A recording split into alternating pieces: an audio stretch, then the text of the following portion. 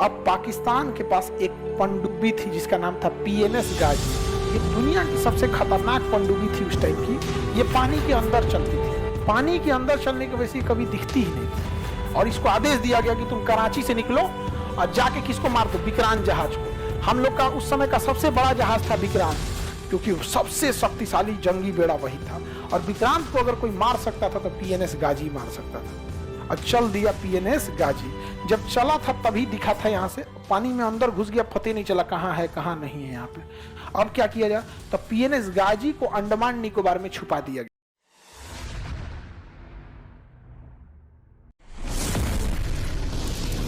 काम करना, और इधर क्या किया गया, धो दिया गया, मार के तबाह कर दिया गया पाकिस्तानी लोग को यहाँ पर। और यहाँ पे पाकिस्तान के पास यहाँ से अब इधर जो खाना पीना घट गया, बंगाली सब तो खाना देगा सब नहीं इनको, हाँ जो अरे दे दे सब इन लोग को, तो खाना पीना कहां से जाएगा। तो इधर से जा रहा था गोला बारूद, इधर से जा रहा था, नेवी मार के यहीं उड़ा दी यहाँ से, गोला बारूद सब खत्म हो गया इधर। और दौड़ा दौड़ा मारी कौन, भारतीय सेना।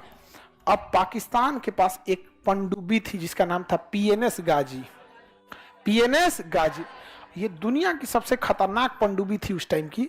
ये पानी के अंदर चलती थी, पानी के अंदर रहते, पानी के अंदर, अब मिसाइल मार देती थी। पानी के अंदर चलने की वजह से कभी दिखती ही नहीं थी, दिखाई नहीं देगी, समझ आ गया कि नहीं। पानी के नीचे रहेगी कैसे दिखेगी। और इसको आदेश दिया गया कि तुम कराची से निकलो और जाके किसको मार दो, विक्रांत जहाज को। हम लोग का उस समय का सबसे बड़ा जहाज था विक्रांत, 1 किलोमीटर लंबा, कितना, और उसके ऊपर जहाज उतरती थी, जो एयरपोर्ट था उसके ऊपर।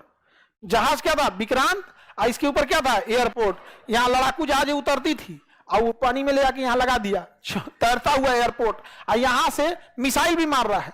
और जैसे यहां से एयरफोर्स बम गिराई, वापस फ्यूल भरने, हथियार भरने गई, तो यहां से उड़ा, ई बम गिराया, धड़ धड़ धड़। जब इसका फ्यूल खत्म हुआ, हथियार खत्म हुआ, तो ई कहां आएगा, अपने जहाज में। तब तक ये फ्यूल भर के रेडी हो गए। बांग्लादेशी को यार टाइम तो दिया करो यार, भागने का भी टाइम नहीं देता। तो पाकिस्तानियों ने कहा कि अगर हम विक्रांत मार के गिरा दिए ना, अगर डुबा दिए, तो पाकिस्तान, इंडियन नौसेना का पूरा मनोबल गिर जाएगा। और ये हकीकत है, अगर विक्रांत गिर गया तो सब कुछ खत्म, क्योंकि सबसे शक्तिशाली जंगी बेड़ा वही था। और विक्रांत को अगर कोई मार सकता था तो पीएनएस गाजी मार सकता था। और चल दिया पीएनएस गाजी। जब चला था तभी दिखा था, यहाँ से पानी में अंदर घुस गया, पता नहीं चला कहाँ है कहाँ नहीं है यहाँ पे। अब क्या किया जाए, तो पीएनएस गाजी को अंडमान निकोबार में छुपा दिया गया। उसको साइलेंटली कहां भेज दिया गया, अंडमान निकोबार। विक्रांत को, गाजी को नहीं, विक्रांत को छुपा दिया गया। लेकिन यहां दिमाग लगाया नौसेना ने, उसने विशाखापट्टनम बंदरगाह पर क्या किया, हल्ला फैला दिया कि विक्रांत आ रहा है। कौन आ रहा है, विक्रांत, जबकि विक्रांत कहां था। हल्ला कर दिया गया विक्रांत कहां आ रहा है, विशाखापट्टनम। क्यों आ रहा है, तो फ्यूल भरेगा, खाना पीना भरेगा। अब विक्रांत में 5000 सैनिक तैनात थे, तो 5000 के आदमी डेली 3 टाइम खाना खाएगा, यानी एक दिन में 15000 आदमी खाना खाएगा। और अगर वो 1 महीना का खाना एक बार में भरता है, तो एक दिन में अगर 15000 का खाना, तो 1.5 लाख लोगों का खाना रखेगा, समझ रहे हैं। 1.5 लाख कौन चीज,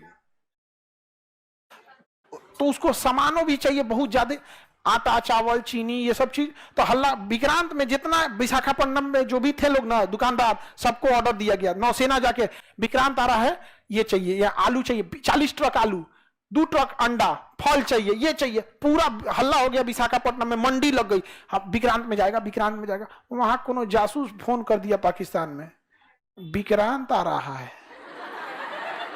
कौन आ रहा है, विक्रांत।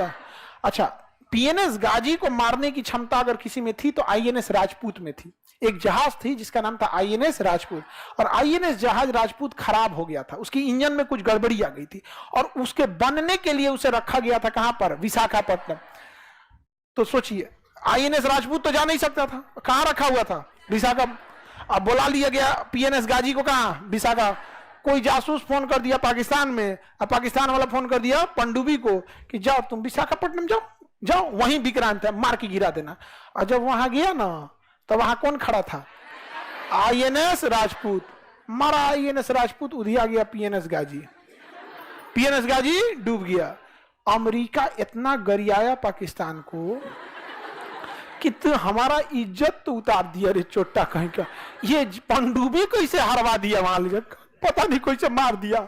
विक्रांत मिलवे नहीं किया यहाँ पे। अब यहां से निकला विक्रांत, अब फुल फ्लेजेड धोया और यहाँ एयरफोर्स वगैरह धो दी यहाँ पर। अब पाकिस्तान किसको बोला? अमेरिका को, कि हमरा जान प्राण बचा लीजिए। बहुत इज्जत का सवाल है, अगर ये बच गया ना, ये जगह हम आपको सैन्य अड्डा के लिए दे देंगे। आप यहां से चाइना को कंट्रोल कीजिएगा, भारत को कंट्रोल कीजिएगा यहाँ पर। तो वहां से कौन चल दिया? अमेरिका। कहा कि बेशक हम आएंगे तुम्हें बचाने के लिए। तो यहां से कौन चल दिया? अमेरिका। ये है कौन? पाकिस्तान। और ये यहां लड़ाई चल रही है बांग्लादेश में, और यहां हम लोग का कौन खड़ा है? विक्रांत। अब यहां से अमेरिका भेज दिया सबसे बड़ा जंगी जहाज, और उसके साथ कई जहाजों की पूरी बैटल ग्रुप चल रही थी। पनडुब्बी जो थी नीचे, उसका पनडुब्बी लेके आया, विमान वाहक पोत लेके आया, मिसाइल मारने वाला आया, कई जहाजों का पूरा ग्रुप लेके कौन चल दिया? अमेरिका। पूरा ग्रुप में आया, एगो दूगो नहीं, पूरा ग्रुप में। एगो जहाज थी जिसमें खाली खाना पीना भरा हुआ था, एगो में जिसमें फ्यूल भरा हुआ था, एक में केवल हॉस्पिटल था, चलता फिरता हॉस्पिटल था, एगो पनडुब्बी थी, एक मिसाइल मारने वाला, बम मारने वाला, सारा चीज लेके चल दिया बैटल ग्रुप। इसका नाम था सातवां बेड़ा। क्या नाम था?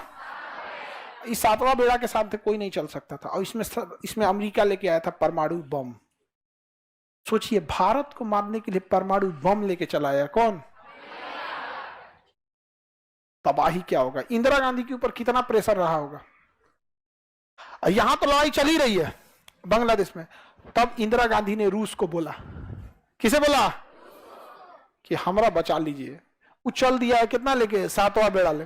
तो रूस कहा कि यहां तो आपको कोई जरूरत नहीं ना है। कहा ना, इसको तो हम धो दिए हैं, खत्म कर दिए, धो धा के बराबर है।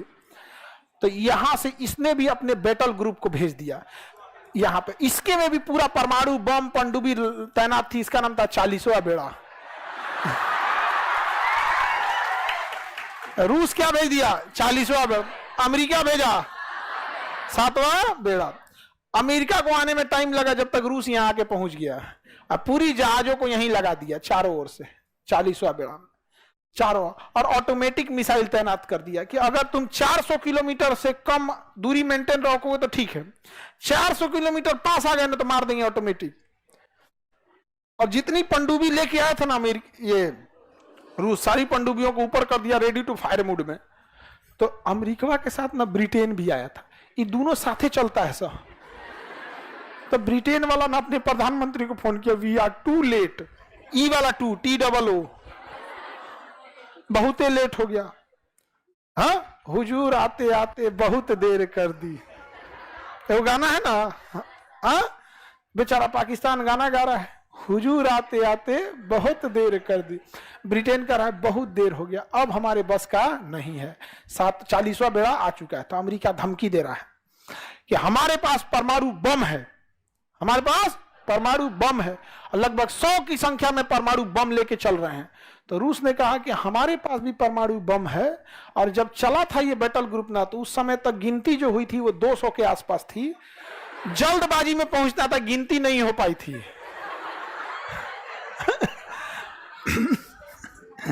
अब यहां आ गया कौन? 7वां बेड़ा। कौन आ गया? 7वां। और यहीं से कह रहा है, भारत तुम लड़ाई रोक दो, भारत तुम लड़ाई रोक दो। और यहां विक्रांत मार के धज्जी उड़ा दिया इन लोग का यहाँ पे विक्रांत। और यहां पर पाकिस्तान के 93,000 सैनिकों ने सरेंडर कर दिया। 93,000 पाकिस्तानी ने सरेंडर किया। हम नहीं लड़ पाएंगे। जब सेना सरेंडर करती है ना, तो अपना स्टार हटा देती है, टोपी उतार देगी, बेल्ट हटा देगी, और हथियार को जमीन पे रखेगी। हथियार को जमीन पे रखे, ये सरेंडर का होता है। 93,000 फौजियों ने सरेंडर किया था। बाप बाप होता है। याद कीजिए, उसी लड़ाई में यहां हमारे 120 सैनिकों ने सरेंडर नहीं किया।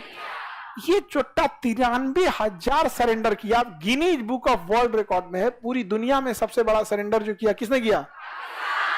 पाकिस्तान ने सरेंडर किया, पूरी दुनिया में सबसे ज्यादा। और यहां रूस किसको संभाल लिया? अमेरिका को संभाल लिया। अब 93,000 सैनिकों ने सरेंडर किया, और भारत ने कहा कि आप एक्सेप्ट कीजिए कि बांग्लादेश आपका नहीं है। तो कहा कि हम एक्सेप्ट करते हैं कि बांग्लादेश आज से स्वतंत्र हो। कहा कि शेख मुजीबुर रहमान को छोड़िए।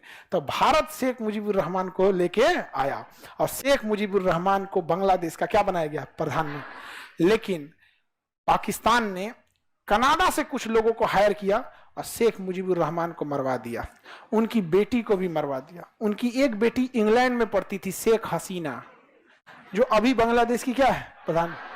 समझा गया? इसलिए जस्टिन ट्रूडो जब आए थे ना, अब भारत पे आरोप लगा रहे थे, तो शेख हसीना ने भी बांग्लादेश को बोला था, अब कनाडा को, कि चट्टा कहीं क्या बोलता है, हमारे पिता के असैसिनेशन में कनाडा का हाथ था। समझा गया कि नहीं आ गया? यहाँ पे तो उधर निर्माण किसका हुआ, पाकिस्तान। लेकिन अमेरिका इतना दबाव बनाया भारत पर, और रूस ने भी दबाव बनाया कि भाई हमारा 40वां बेड़ा जल्दी खाली करो, हमरा औरों जगह लड़ाई लड़ने जाना है, समेटो यहाँ पे। तब तक मानेकशॉ इंदिरा गांधी से कह रहे थे कि इधरों का कब्जा करिए लेते हैं, इधर भी कब्जा कर ही लेते हैं। लेकिन पॉलिटिकल प्रेशर इंदिरा गांधी पे ज्यादा था, क्योंकि अगर रूस अपना 40वां बेड़ा हटा लेता तो फिर अमेरिका चढ़ जाता। तो फिर वही हुआ कि हम इन 93,000 को लौटा देंगे। और शिमला सम्मेलन हुआ कि भारत और पाकिस्तान किसी भी विवाद को आपस में बैठ के सुलझाएगा, ना यूएनओ में जाएगा ना अमेरिका में जाएगा, शिमला समझौता में। इसीलिए जब भी पाकिस्तान यूएनओ में जाता है कि कश्मीर में जन्नत संग्रह करा दीजिए, कश्मीर के लोगों से पूछ दीजिए, तो भारत कहता है कि सब पहले साइड कीजिए। ये देखिए, ये चुट्टा 1972 में साइन किया है शिमला समझौता, कि हम दोनों आपस में बैठ के बात करेंगे। कहिए कि चले दिल्ली बिरयानी खिलाएंगे, इसको बैठ के बात करते हैं। आपस में बैठ के जब बात किया जाएगा, तो हर समय जब भी बाप और बेटा बैठ के बात किया है, तो सुना किसका जाएगा, बाप का। समझा गया कि नहीं आ गया यहाँ पे? तो पाकिस्तान का हाल हो गया, बांग्लादेश क्या हो गया, स्वतंत्र हो गया। ये बताइए, बांग्लादेश को स्वतंत्र करने के लिए सबसे बड़ा बुनियाद तो पाकिस्तान ने डाला था। इस तरह से भेदभाव होता है जी। मतलब तुम्हारे देश के लोग थोड़े से अलग दिखने में हो गए, भाषा अलग हो गई, तो तुम उसको। अब आप सोचिए, ये पाकिस्तानी जब अपने देश के आवाम के नहीं हुए तो हमारे होंगे? हाँ, कुछ आदर्शवादी लोगों का कहना है कि पाकिस्तान से मतलब पाकिस्तान को ऐसे नहीं बोलना चाहिए, ये नहीं करना चाहिए। अजब हाल है, आप पाकिस्तान को अच्छे से नहीं जानते हैं। इसका कोई उपाय नहीं है यहाँ पर। इन गधों को, इनको, खैर ये लोग तो अलग दुनिया के लोग हैं, फरिश्ते आएंगे इनको बचाने के लिए। 93,000 के लिए नहीं आया, शायद लेट हो गया था।